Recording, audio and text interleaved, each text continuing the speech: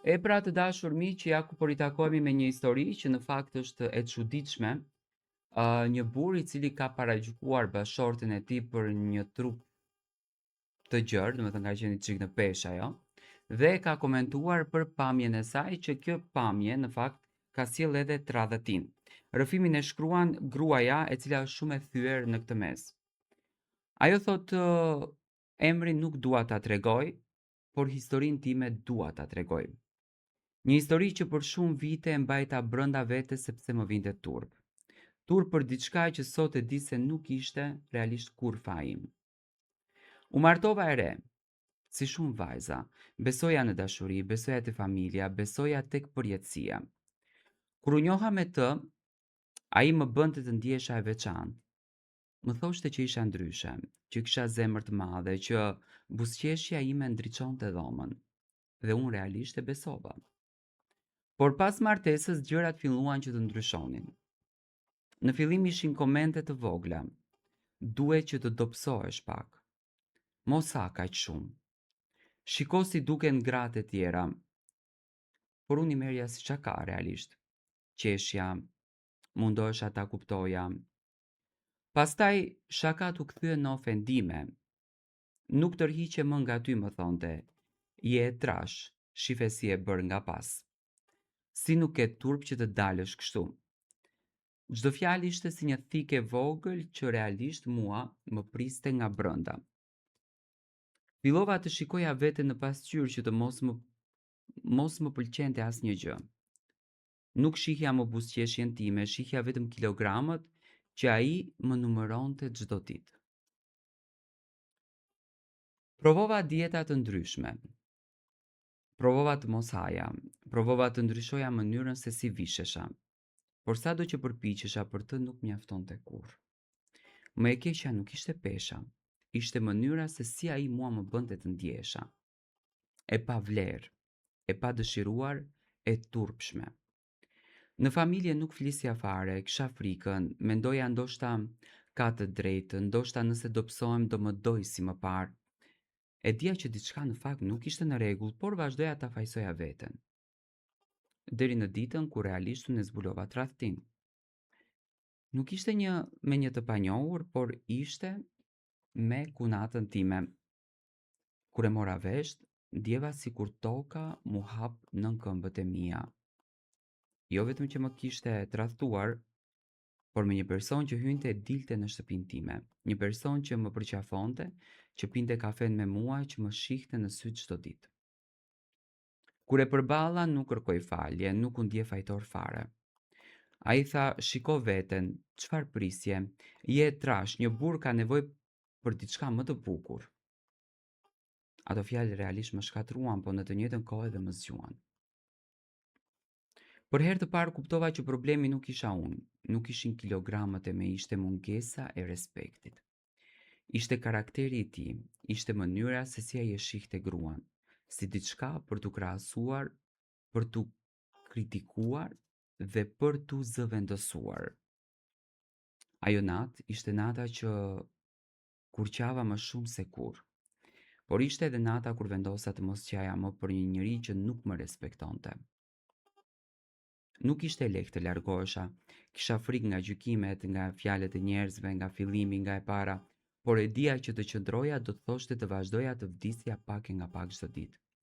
Kur u ndava shumë njerëz më thanë, duhet të duroje. Për hir të familjes, burrat janë kështu. Por unë nuk doja një jetë ku duhej të pranoja poshtërimin si normalitet. Fillova të punoja me veten, jo për të dobësuar trupin tim, por për të forcuar mendjen. Fillova të kujdesesha për veten, sepse e meritonja, jo për të kënaqur dikë tjetër, por dal nga dal fillova të dua trupin tim. Ai trup që kishte përballuar dhimbjen, që kishte mbajtur lotët, që kishte vazhduar të ecte. E kuptova që bukuria nuk matet me numra në peshore, matet me forcën për të ngritur kur të thyejnë, me guximin për të thënë fjalë, me dinjitetin për të mos pranuar më pak nga se meriton. Sot kur shikoj pas nuk shoh një grua të trash.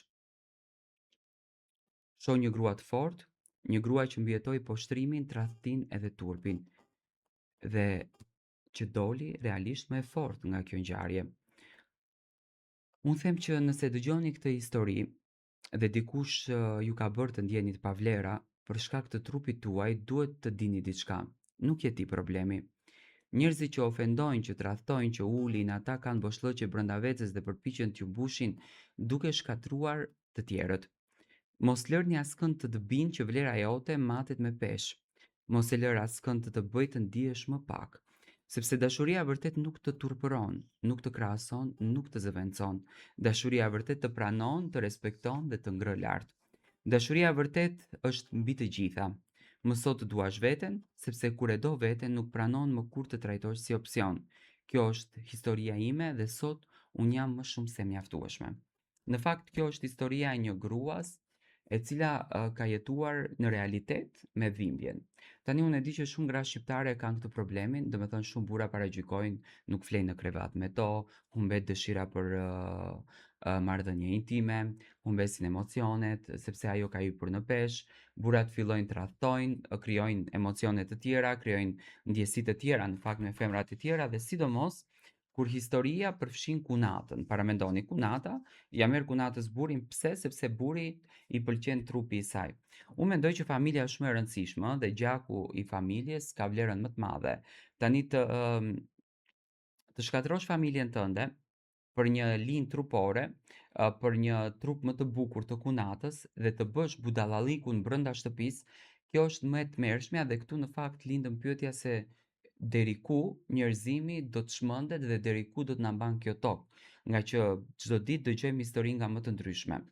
Unë dua të apeloj që familja është shumë e bukur. Një grua e cila është një nën, krijon një familje, sjell në jetë fëmijë, ndërton domethënë i përkushtohet jetës me patjetër që ajo nuk do të ketë luksin e një vajze e cila rrin tërë ditën në Instagram, ëh.